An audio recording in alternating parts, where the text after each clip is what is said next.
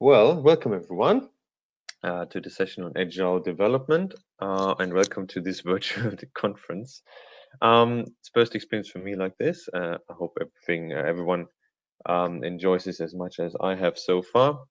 Thanks, John, for introducing the day today on the stage just before this session. John Clarkson. We've got 4 presenters today. The first paper, let me get my notes. First paper is by Henrik Thiele, who's a PhD student at the University of Paderborn, and he's going to talk about a SCRUM Agile Integrated Development Framework. Now, his SCRUM Agile Integrated Development Framework. Very much looking forward to that one. Paper number 2 is then going to be by Jonas Heimicke, who's a PhD student at KIT Karlsruhe, and he is talking about his Agile meets plan-driven hybrid approach, which is basically a literature review where he looks at hybrid approaches trying to combine Agile design methods and approaches with more established engineering design methodologies. Paper number 3 then by Jakob Trauer from Technical University of Munich, where he is a PhD student. I must say, though, that the research that this paper pertains to has been carried out at DTU Copenhagen. And I'm again very delighted to see that presentation. Final paper is then by David Inkermann, which was actually a German-Australian collaboration, it looks like, with UTS in Sydney. David, however, is heads the chair in product design at Technische Universität Clausthal-Zellerfeld. Again, very much looking forward to those presentations. Now, you all know the general structure of this session. We will see the presentations all pre-recorded first, and then I will ask a couple of questions to get the discussion going, and then there will be opportunity for everyone to weigh in.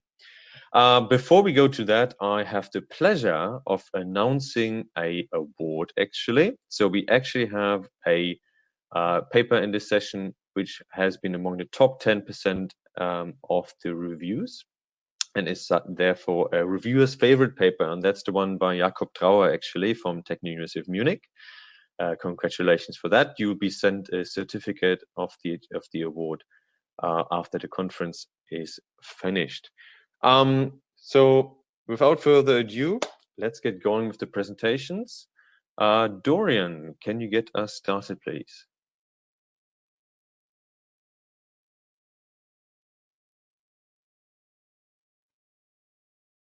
Welcome to my talk, the SCRUM Agile Integrated Development Framework.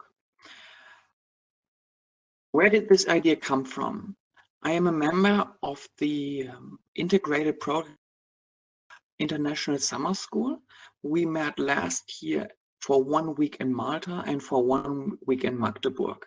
We split up in 2 teams and learned about integrated product development methods, and in the end had a group project spanning over 6 months, working together remotely, which was a little bit foresight for COVID and how to work in interdisciplinary teams in distributed locations. But we worked on a project, and I will present the results today. We saw that a work in increments was working for us, especially in the remote teams, that a touchdown, a daily and weekly stand-up was good for us in developing a product. So we chose a but on the other side, integrated product development was very helpful to us. So because we had different tasks already built in to deliver a good product, considering all different aspects of developing a product. This led to the idea of integrating both. If to see if there was actually an urgency to combine 2 of those models, we conducted a survey, and we saw that management isn't really understanding SCRUM yet. And on the other side, a stage gate process is seen well. And lastly, that in a development process of a physical product, a clear structure is helpful, and daily, weekly meetings for interdisciplinary teams help. So combining an IPD model and a stage game model and in an agile framework was suited well. So we developed this model consisting of an integrated model. So we start with a demand situation and then have the planning and review built in with the Scrum Master and the team. Within the sprints of the Scrum, we split up into the team of manufacturing, design, and market, while the administration team resides over it and function as a Scrum Master. The sprints are then structured by the IPD phases I presented by Olsen, so we have clear tasks on what to do in the IPD phases. We validated this approach in a project spanning 6 months and developed a product which was a medical device, a prosthesis. In the end, this was our team, or well, half of the team. The other team is also giving a presentation at this conference. And I thank you very much for listening to my talk. I hope we will have interesting discussions, and feel free to ask questions. Thank you.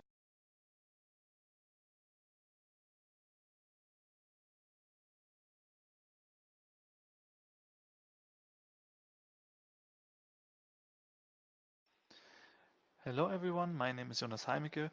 I'm a research assistant at the Institute of Product Engineering at the Karlsruhe Institute of Technology, and I'm here to present you some of the results of our research called Agile meets Plan-Driven Hybrid Approaches in Product Development, a Systematic Literature Review.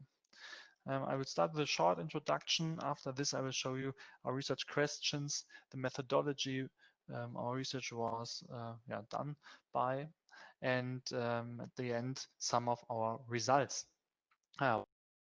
Do this research because we can see at the moment that the markets are changing, the customer requirements are changing. There is a high dynamic environment for product development, and we can see that that the companies from the mechatronic system development, they are implementing agile development approaches to their processes. And what they are doing is they are combining those agile methodologies to the existing more plan-driven and traditional methods like a stage gate process, and create some new approaches called hybrid approaches. And what we wanted to know is, we want to create an overview of the existing hybrid approaches in the literature with this research, and we want to understand which elements from both worlds are combined and what the aims are in implementing those approaches, to do some further research on that. For this purpose, we answered 2 research questions. The first was which hybrid approaches to product development exist in the literature review, and what are the basic principles that we analyzed the elements from both worlds. And the second research question was what are the benefits of adopting hybrid development approaches for the development process. Here's our methodology. You can see this research string on the top of the slide. We used the Scopus and Web of Science as a database. We had some selection criteria because what we could investigate was that most of the papers we found dealt with some materials, hybrid materials, and so we had to do some filtering from the abstracts. And at the end, we found from the starting number of 1,600, about 1,600 documents, and we only had 101 documents at the end. And from this, we could see, or we could identify 25 hybrid methodologies, which we listed in our paper, and we analyzed the elements which occurred in those approaches. What we could gain from that was that Scrum and extreme programming, but Scrum far more, were the most usually used agile elements and integrated into which were integrated to those traditional methodologies. Mostly the aim was keeping the customer involved, keeping this collaboration or support collaborating within the development team, and those were the most often mentioned aims. What we also could see was that the most familiar domain still was the approaches from which were used in the software. So we only found some literature which dealt with mechatronic system development. So there will be some research in the future. At the end, I will show you how we presented all of those methodologies to make some further analysis in further research projects. It was important to show the main idea of each approach. Here we can see this Agile stage gate hybrid by Cooper. Here he is this approach supports the project planning on a macro level, but what we are doing is on the micro level we have some sprints which are conducted within those phases, so that we have still this stage gate approach on the top level. Yeah, this is in short what we did. We had more than 25 of those pictures for each of the hybrid approaches, and we will do some further research on how to implement those elements in a targeted manner. Thank you for your attention.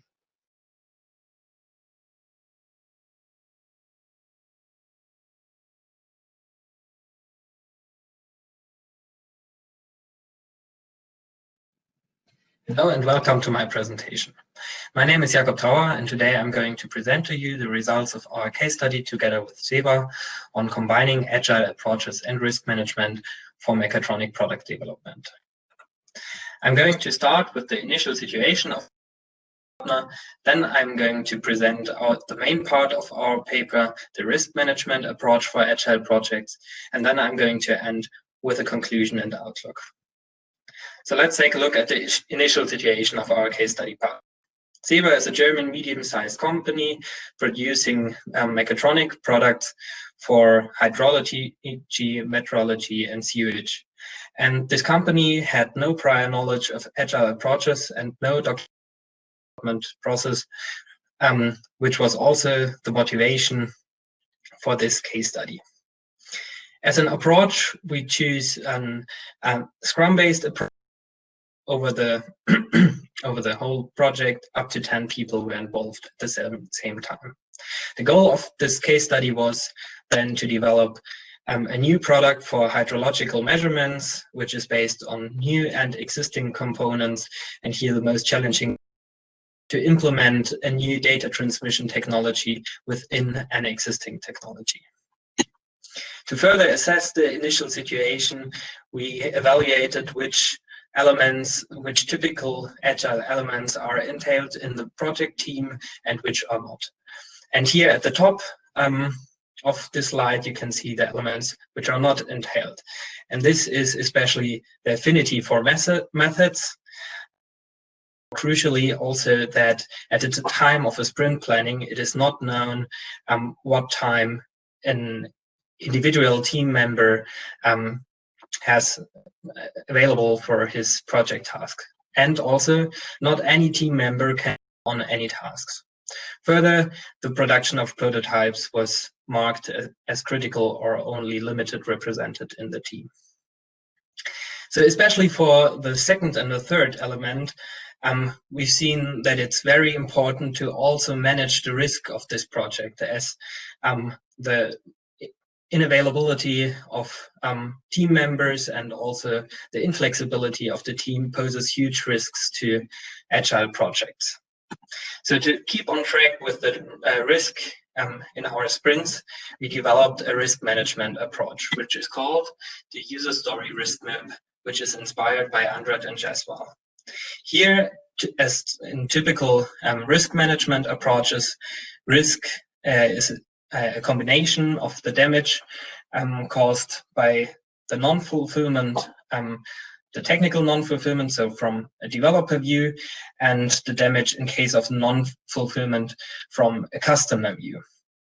So with these two criteria, you can assess your user stories, and you can put them in this matrix where you have a low risk zone, an observation zone in yellow, and a problem zone in red. We did this also for our case study, and here we had in the fifth spring, we had overall 7 user stories, 2 of them in the problem zone. So we had to find measures to lower the risk for these user stories. To do so, one could either lower the probability of non-fulfillment from a developer view, for example, by assigning more team members to one user story, or to give a team member more ability in his tasks, or also to outsource tasks. On the other hand, you could also lower the damage in case of non-fulfillment, for example, by reassessing or renegotiating the expectations of the customer. We did this, and by implementing those, it was possible to lower the risk for all user stories, so all of them were in the observation zone or in the low risk zone. So what did I show to you today? We developed a risk management method for agile projects, risk map. This risk map was rated as very helpful by the team members, as it especially gave the team to prioritize the user stories based on this risk assessment.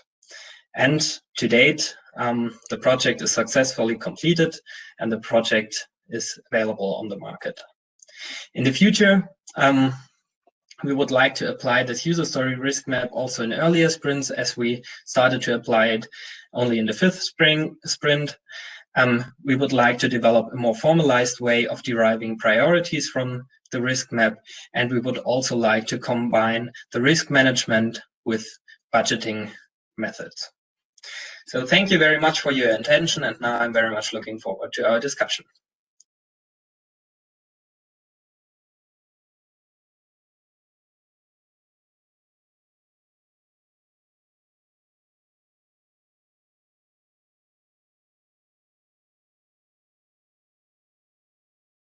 Dear colleagues, best regards from Clausthal. My name is David Inkermann. This research is part of the collaboration with Matthias Gürtler, and it is a result of the master thesis from Anne Segrün. Motivation and background are in the context of method transfer and implementation, where on the one hand we have the running product development within different industry companies, and what is important when we speak about the transfer of new method or also the implementation of new method is that here we have existing ecosystems of methods, but also processes.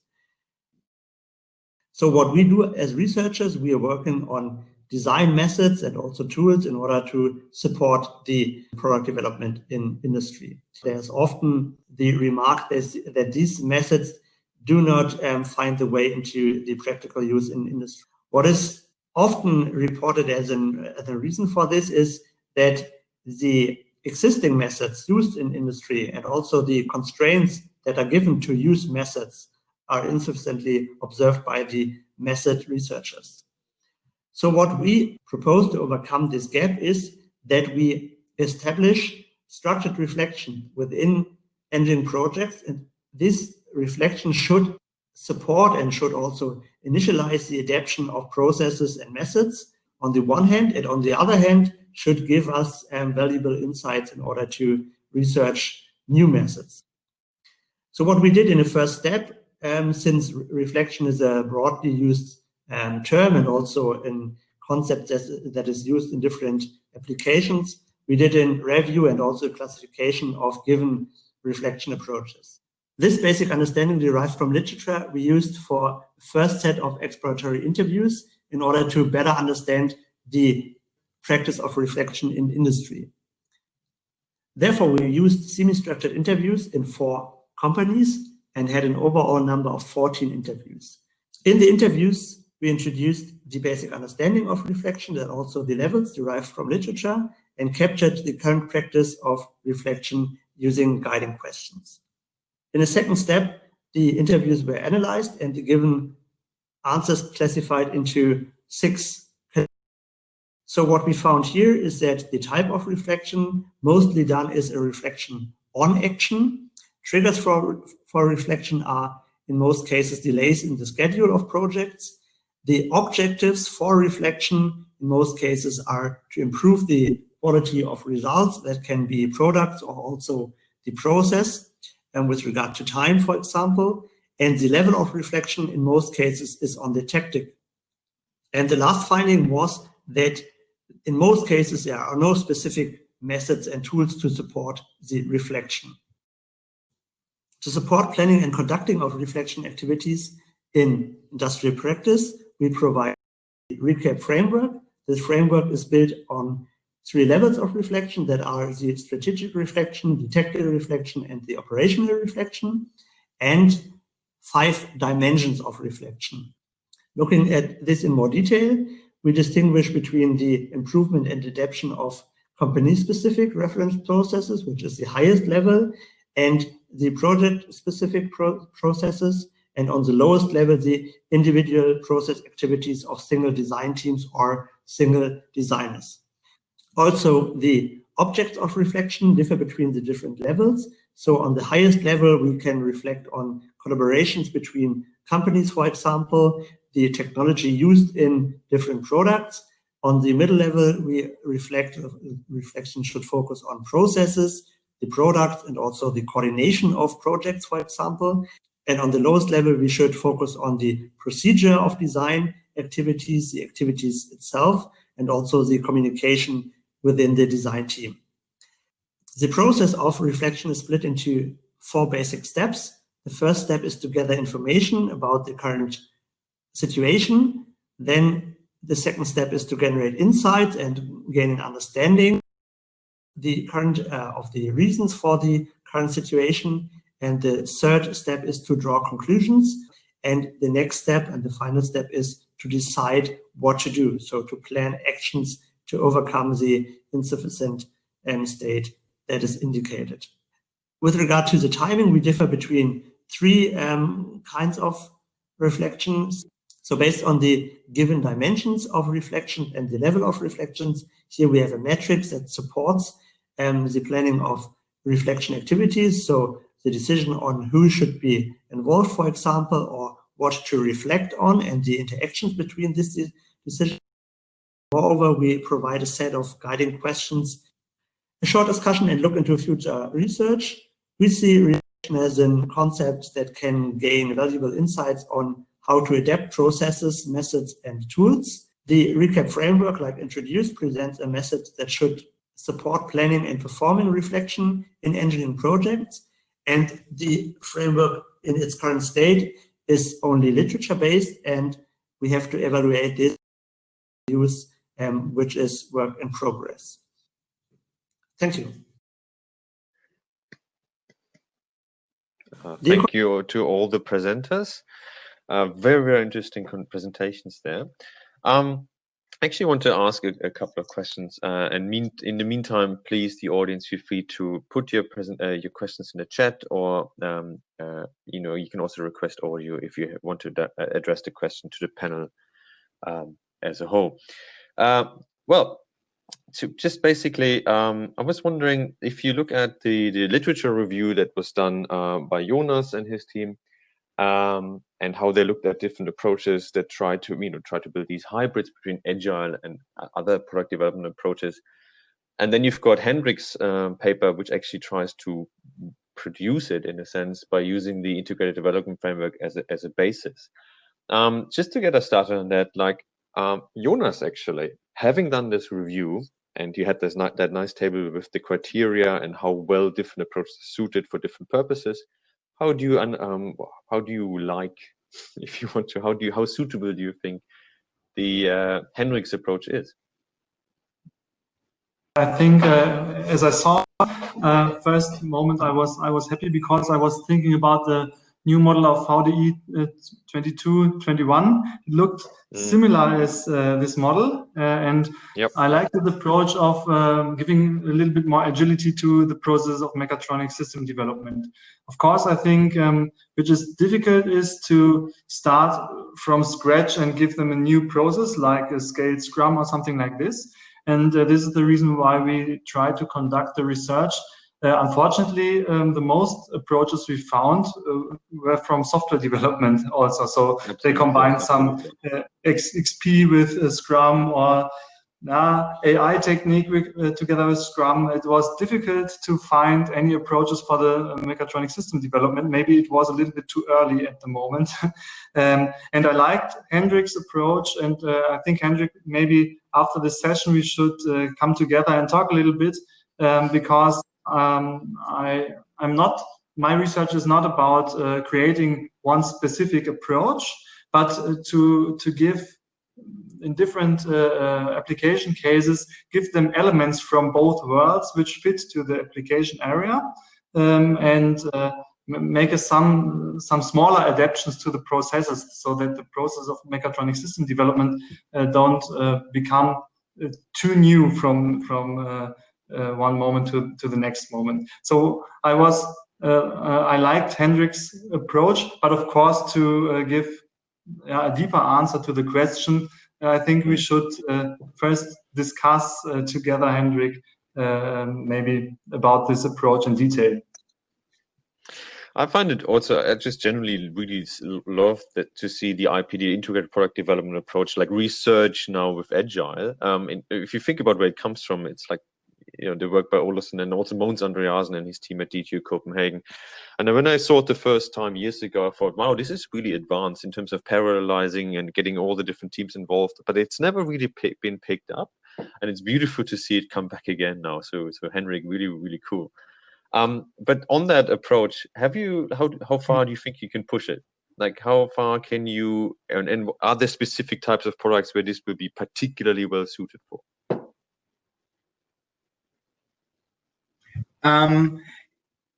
To first explain a bit where we're coming from, we came on integrated product development and then had a project over the span of a few months, and with the task of doing that remotely. So we came and thought, okay, how can we put the model that we learned, or are we familiar as mostly European engineers building mechatronic products and mechanical products.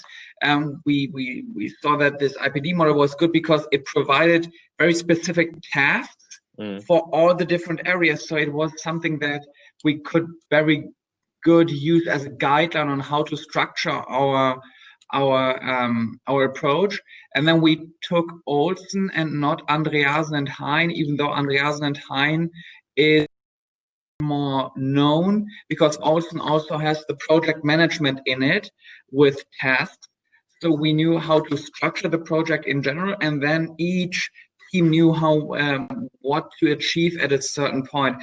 So that is why I thought that it was very useful in structuring mechatronic products, because we already knew what to achieve when. And yes, if you look at the in German it would be ZHO-Logik. It's like knowing what is your object and what you want to do as tasks, and picking up the IPEM and the VDI 2221.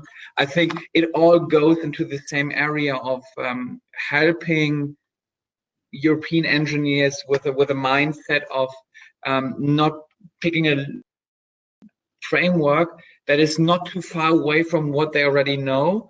So implementing agility isn't as far away from their usual thinking. And I've run a little bit long with my answer, but I think that's good. If you look at a framework that suits the mindset they already have, I think then agility can be achieved. Yep.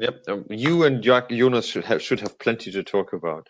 I want to also talk about the other papers. Jakob, very much liked your approach, and I think it's a very, very valid, endeavor to try to analyze the risk of the different user stories and which one should we really be focusing and paying attention to, because they could come back and really become a problem.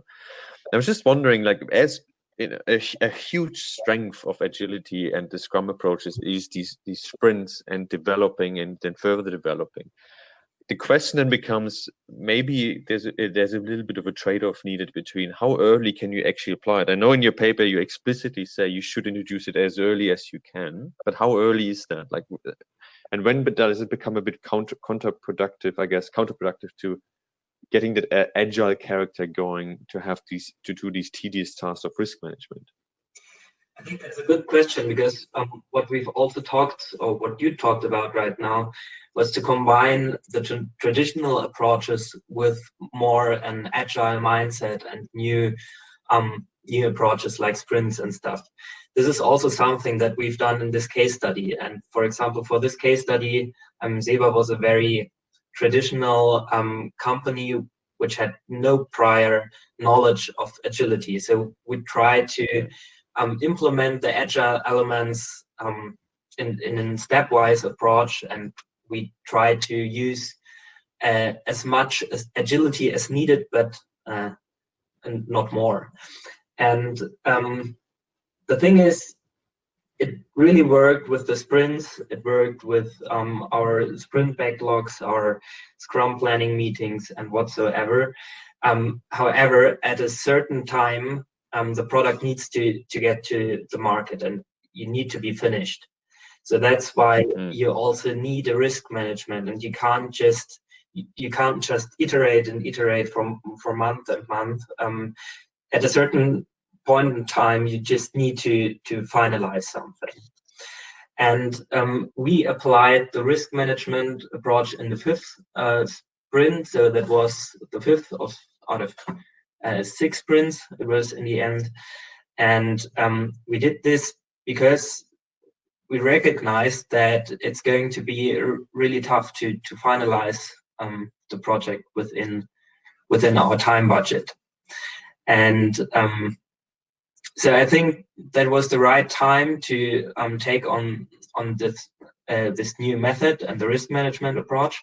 However, I think due to the fact that it really helps you for prioritizing your user stories, it could also be beneficial to take this a little bit earlier in your process, and just to use it to, and there we have a connection to David, to reflect on your current status and to formalize your reflection a little bit more, to know where you are and where your biggest threats are, and then you can plan on from that. And you need to plan for a sprint.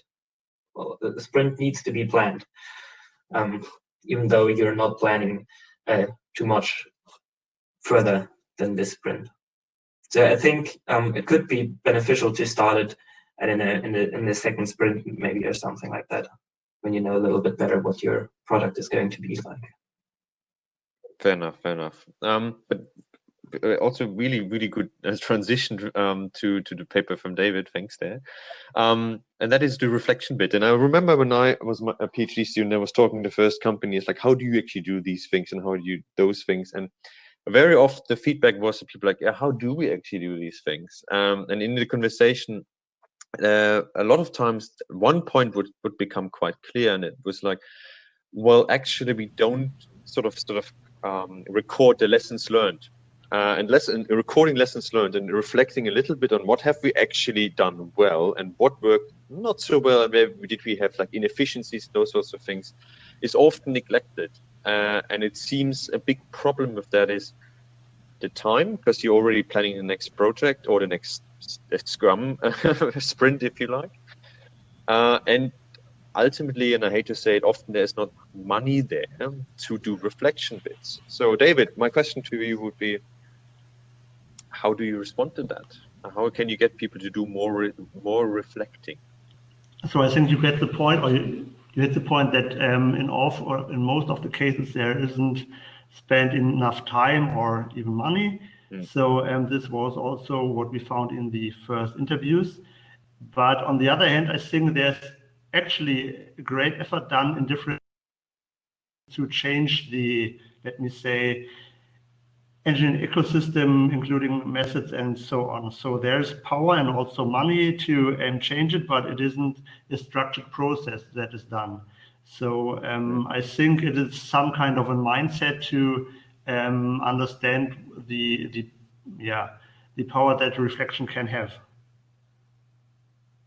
Yeah, I completely agree with you on that. Maybe there's a way, and this is actually, now I want to open it up to all four of you. Now, maybe there's a way that we can facilitate that with emerging technologies. Everyone talks about digitalization and Industry 4.0, and we will become much smarter about our engineering processes as well. And maybe here's a chance for all of us. If we understand, if we have the means to, I guess, track our progress and our processes and how well they end up resulting in good products through machine learning, maybe that can actually really support the reflection bit and sort of highlight points where where the process was maybe not so fast, or where we made mistakes or made decisions that we later on had to overturn because it turned out they were wrong. Maybe there's a chance for that. Maybe the existing PLM and PDM systems could have that as an inbuilt bit where they actually do the reflection for us. And as a next point, and this is where the other three come in, if we digitalize the production and the development process, maybe we can drive the agility much further because we can drive it much longer on a virtual space before we go physical. Then we can have scrums, sprints and sprints and sprints. What do you think? Maybe I can start. In my opinion, the biggest issue still will be the validation in a physical manner. Because when we're doing it in virtual, of course, we can validate some aspects like usability, maybe something like this. But the biggest problem will be the validation in the real world, because the virtual one is only a model of the reality. And we know that the model can't be as exact as the reality. So I think this is still an issue. But I think there is a chance if we can make it, or if we can put much more of the knowledge from further generations and maybe the generation in the market to our virtual models, then we have a chance to be quite more exact, and maybe we can gain much more insights of the actual development than maybe in the in the former projects, which were only which we could gain much more later in the process. Maybe we can put some decisions more into the front of the process. And the second thing which I wanted to say to that is, I think the biggest issue on the digitalization of the development process is that we are only able to track the results, but we can't track what the developers are actually doing, because of course we can ask them, but they won't tell us everything we need to know. Something like they had some breaks with the coffee break and they were talking and they were creative. These are aspects which are important to the development processes, and I think we can't gain this information. So if we will be able to do this at any point of time, it will be a milestone to the fully agile development, I think, but it is technically very difficult at the moment. So these were the two topics I wanted to say to that. I think with COVID, everyone realizes how important the coffee chats are with people. Yeah. Other opinions, guys, or comments. So I agree with Jonas that you can't. I think it's hard to fully cover an engineering process just by looking at the data or by analyzing data. However, I think it's very beneficial to use data to provide information or an additional input for reflection.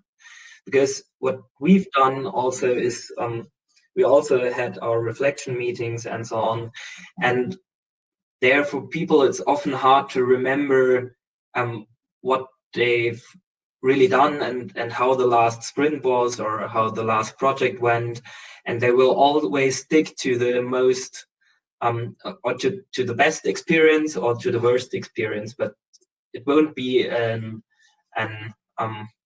yeah, it will be a very subjective view on the engineering process. So I think if we could have that as an input to start with the reflection, to analyze the data, to look at the data, and then discussing it, then I think it could really be beneficial.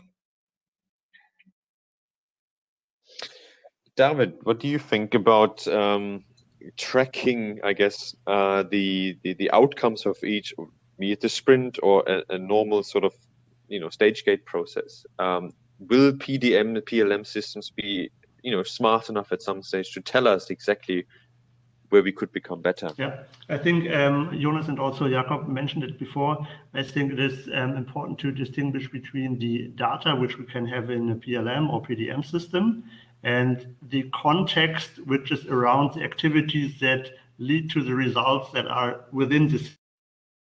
And I think we have to do some effort to better analyze this data and also draw conclusions with regard to the process. And there are some works, but I think it is really hard to put the context into this discussion, because there we have the behavior of the designers, we have other context factors that aren't, we have no data for that.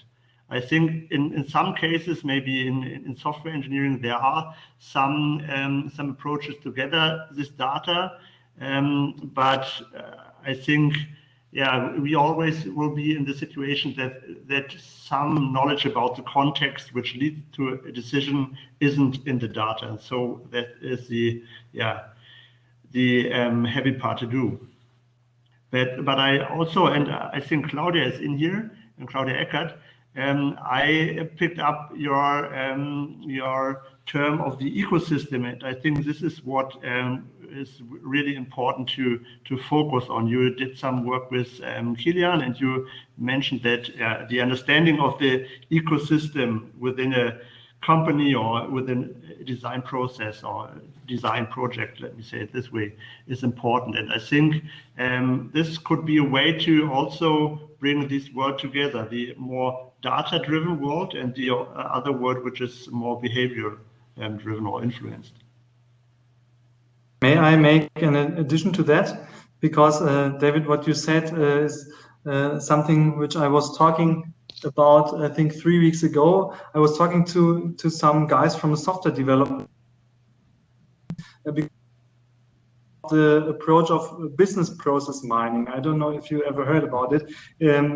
There are some IT systems which are tracking some processes, for example, some purchasing processes or something like this. And after some time, they can draw a process how purchasing of some products really work and something like this. And then they can analyze it and they can optimize the process. And then I thought, this would be great if we can track the whole process of product development, only what the developers are doing with their computers, for example. And those guys told me this is, we're not sure, but maybe 20 years in the future, because we have to customize the whole software to cover all of those use cases. In my head, it is too easy to track everything I'm doing here with my computer, but I think it's not really that easy, which I was thinking about. So what you said, David, is exactly what I think now. It is very, very difficult to track the important data to optimize the process, the context, and the activity. So maybe we need to find any other possibilities to track the development ecosystem, for example, with camera or something like that. I'm not sure. Well, I agree completely with all of what you said, that this tracking what people do is very difficult. What you could do, however, is track opposite the gradual development of the design as it grows. If you do actually put all your interim sort of results into a sort of software environment, and then it could be given back to the team later. Hey, you had a breakthrough here, here, and here, which you're sometimes not even aware of. What did you do before that? Could start a conversation. But let's get back a bit to agile development.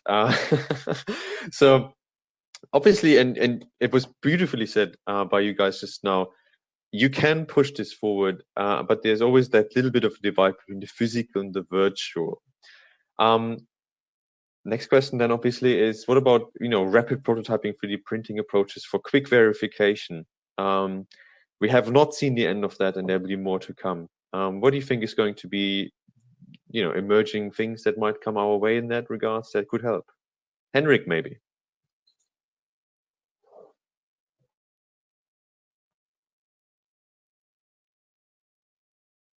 You might still be muted. What I'm always thinking, or what's on my mind in this aspect is always that I like the rapid prototyping, rapid hybrid prototyping in general. But especially what we saw and what we written down, but one feeling that I always had is, if we talk about these prototyping and then getting a product out very fast, and then combining that with a blue ocean strategy, is when we don't have a market. What I always bothered with is, when do we finish? When is the, apart from the MVP product, actually the product that I'm content with? Because in iterating, I can always go further, but stop. And that's the one thing, is building the prototype, but then actually deciding, okay, I'm finished now with a classical development approach. Usually the target, but if I'm going through and have a backlog and I always have these ideas, when do I stop? And especially security and safety relevant areas, where is actually then the point where I stop thinking about developing an agile development of a plane. Like, do I want to stop at a certain point? When is an MVP, or do I really have to go to the end? So that's more what is on my mind, more than having the first prototype, but when do I stop, and when do I actually bring the product out in a strategic way of not knowing exactly what the customer wants. It's more of an open question and a statement than answering your. It's a discussion, so that's perfectly fine. We have a question from Sophia. Thank you so much for that. It's targeting Jakob. Jakob, can you please explain shortly, how was the risk assessment done in the context of the case study? Yes, of course I can do this. So what we've done is we split it up the metrics. So we had this user story risk map, and we didn't want to ask the engineers to rate the probability of non-fulfillment from a developer's views and the damage from the view of a customer view at once, to lower the complexity for them.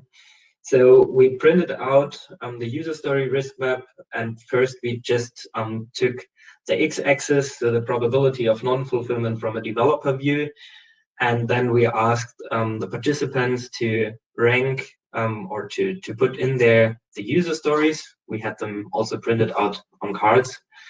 And then in the second step, we also asked our product owner and the developer team to rate the damage in case of non-fulfillment from a customer's view. And by doing this, we had then, the user stories in the user story risk map. And then afterwards, we tried to find measures for those cards in the high risk zone, so in the red zone, and this was just done by discussion to find measurements there. Thanks so much. I hope that answers Sophia's questions. Otherwise, I'd really invite you guys to catch up after the session. Sure. But a good point also is, there's another question, Damien. Thank you so much, Damien, for a question. It's going to Jonas, and I also have a question to Jonas, but here we go. Why are books and book chapters excluded from your research? They are not peer-reviewed, but peer-reviewed results are not always effective. Books can often be written by practitioners, consulting companies who might have commercial agenda, but also have very worthwhile insights. Yeah, thank you for this hint. You're absolutely right. And in the end, maybe it would have been a further tactic to identify more of the approaches I was looking for, because in the end I only found, I think, one or two approaches which were applied to mechatronic system development. Yeah, the reason was because in the guideline I used, there was said something like, you should limit to peer-reviewed work if you want to have some scientific works. But I think this is not a good, this was not a good idea, because in the end, as I said, I only found approaches from software development. So in the next time, I would go another loop. But it is some months ago we conducted this research, and at the moment, what we are doing is we are collecting elements, I said in the beginning, from both worlds, the agile and the plan-driven world, and there I'm combining every work I'm finding in a big table, and there the aspects don't have to be peer-reviewed. But it was a good hint, and it would have been a better idea. I'm agreeing with that. There's always benefit in trying to capture best practice in industry. Which is often what we do with our, interview studies and surveys that we run as a normal method. But maybe a follow-up question, Jonas, actually, from reviewing all the existing hybrid models, can you sort of just pinpoint, what's the big thing that's still missing in those models to make them effective? Can you please ask the question again? I didn't get this. Okay, so you've looked at these hybrid models, trying to combine agile with product development, the classical product development, if you want to call it that. And you had that wonderful table where you provide an overview how well they are suited in regards to different purposes. What is missing right now, to produce an approach that is effective? Can you say one or two things where you think this is really where we need to invest more time? Yeah, we need to invest more time in identifying what the application area wants to achieve. This is the start. This should be the starting point of creating a suitable model. Because when you are asking the people why do you want to become agile, you hear many different answers. And of course, every approach only has some aims and some goals and some benefits to the processes. And so, because of this, we need to identify exactly what we want to achieve by introducing agile, and then combine or identify the fitting approach. And this is maybe done by combining some elements. I'm just recognizing that Damien asked another question, maybe to my answer. If we were planning to ask companies for their development models, this is something we are, not only there are some studies in the literature in Germany, but we are doing also. But it is not that easy, because if you ask the companies, they will say something like stage gate, VDE 22, 21, something like this. But if you are looking into the processes, it's something different, because it's more like the everyday behavior of the development team, and this is not that easy to formalize, I think. What is planned for the next year, if we are lucky with or without COVID, is that we make some bigger workshops with some experts from industry, and let them only write down in their own words how they are developing. Because if we are looking to this from a scientific point of view, I think we have more chances to formalize the approaches and maybe to identify some patterns in that. But it's not that easy to only ask which approaches they are using.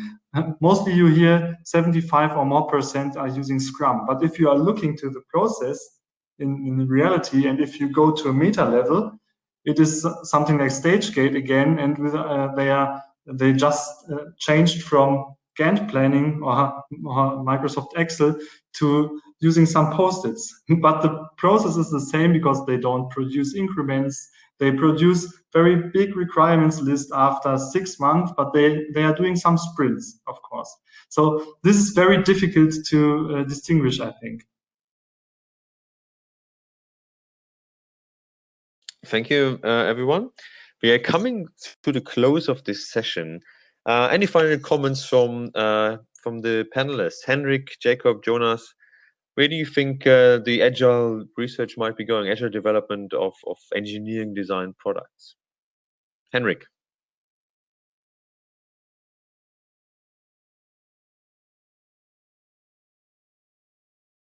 You might still be muted, Henrik.